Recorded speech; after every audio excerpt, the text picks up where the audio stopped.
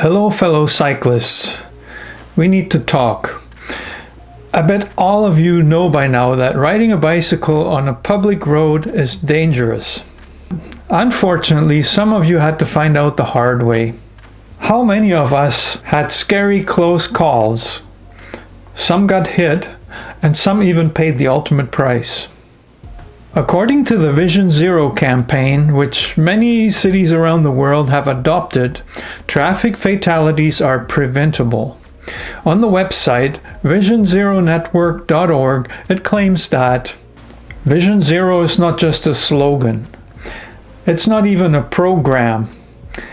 It's a fundamentally new way to approach traffic safety. How is that working out in your city?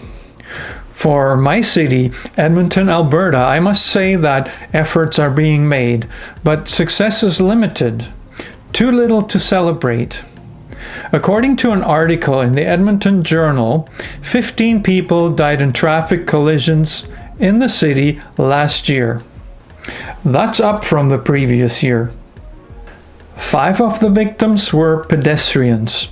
No word on cyclists, but I do remember that there was at least one on January 4th near 50th Street in East Edmonton. How many were hurt? Don't know. How many close calls? Don't know, but having experienced some myself, I can guarantee you that there were thousands. Edmonton is lacking safe infrastructure for bicycles. Even though progress is being made, it is very slow, and it also meets opposition from those who believe that bike lanes are a waste of taxpayers' money and are somehow geared toward restricting the use of their beloved cars. As a result, we are forced to share most public roads, including so-called arterial ones. This finally brings me to the point I'd like to make. In Alberta, we have the Traffic Safety Act to regulate the sharing of public roads. As the name implies, this act aims to keep road users safe. However, there's a major flaw in it that puts cyclists at far greater risk than motorists. Here's what it says about bicycles. Bicycles are not motor vehicles, but all the rules of the road that apply to all vehicles, as opposed to exclusively motor vehicles, also apply to bicycles. Then there's a list of rules that only apply to bicycles, and they're mostly about lighting, bells, and helmets for those who are under 18.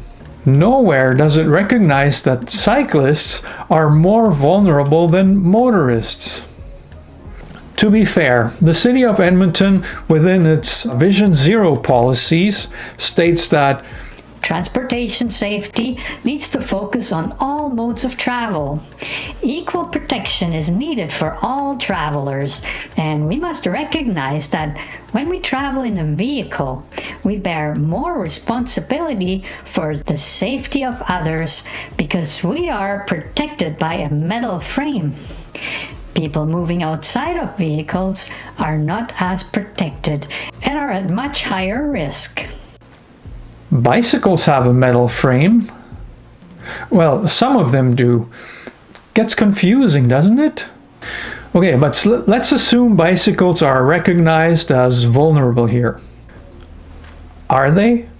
This would be a start, but it should be in the so-called Traffic Safety Act, where it would actually might have some legal consequences. See, there's no insurance requirement for bicycles, and nor should there be. Bicycles might be vehicles, but they're far less likely to do damage in the collision than anything propelled by a motor, especially cars and trucks.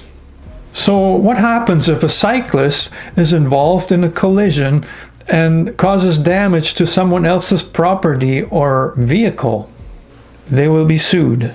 Normally, it is up to the motorist to prove that the cyclist behaved negligent in some way and was thereby at fault. Unfortunately, some provinces have a no-fault insurance system. Currently, there are 6. Ontario, Nova Scotia, New Brunswick, Quebec, Prince Edward Island, and British Columbia. In those jurisdictions, the liability for damages is split between the parties. For example, let's assume a motorist, possibly on his or her phone while driving, hits a cyclist with enough force to cause damage to both the bicycle and the car. Maybe injuries are worse to the cyclist. Drivers are on their phones all the time. Agree or disagree, but I think it's safe to call that a fact of urban life. But phone aside, according to no-fault insurance, no one is to blame. Accidents happen. The responsibility is split equally between parties. Equally. Well, I think in reality, the motorist's insurance pays for the damages to the cyclist. Who pays for the damage to the car? You think the fact that the driver may have been distracted would actually be a factor? I'd be willing to speculate that in 90% of the cases, this wouldn't even be considered because it's so hard to prove. And of course, even without distractions, some collisions can and still do happen. Point is, the cyclist would be billed for the damages to the car. It doesn't matter if he did nothing wrong. It doesn't matter if he got hurt, and I'm not sure what would happen if he were killed. This exact scenario was in the news last week involving a BC cyclist who got badly hurt in a collision by a driver who clearly neglected to obey a stop sign. Ben Bolliger's bicycle was snapped in half. The impact broke his arm, and he had almost 100 pieces of windshield glass removed from his back. His compensation? A $3,700 bill for the damages to the car that hit him. Ben is not the only one. Alicia Sharp was also blamed for a collision that resulted from a motorist running a stop sign, even after leaving the scene on a stretcher. You can find a link to the CBC News article in the description below. Cyclists are vulnerable traffic participants, and that needs to be recognized in traffic regulations. They also have as much of a right to use the roads as motorists do. No, I'm not against the use of cars, but there's still the transportation of the privileged who can afford to buy, run, and maintain them. They have changed our world, and many of those changes aren't good. They affect all of us. Motor vehicles come with responsibility. Cyclists, on the other hand, cover a broader range of society. Sure, some ride bicycles that cost several $1,000s for recreation, but others rely on cheap or even donated bikes for basic transportation. The roads are public, which means for all of us. Unfortunately, common perception has it wrong. You do not have to drive a car or even own a driver's license in order to rightfully use the roads. Am I wrong? Leave me a comment.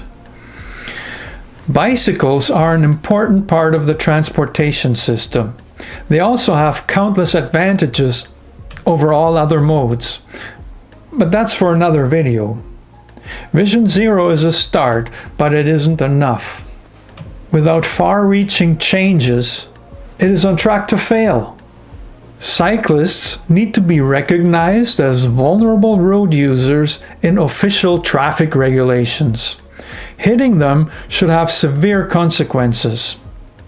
Please, wherever you are, talk to your representatives. Please share this video. Awareness is power, and we cyclists need all the power we can gather to change things for the better.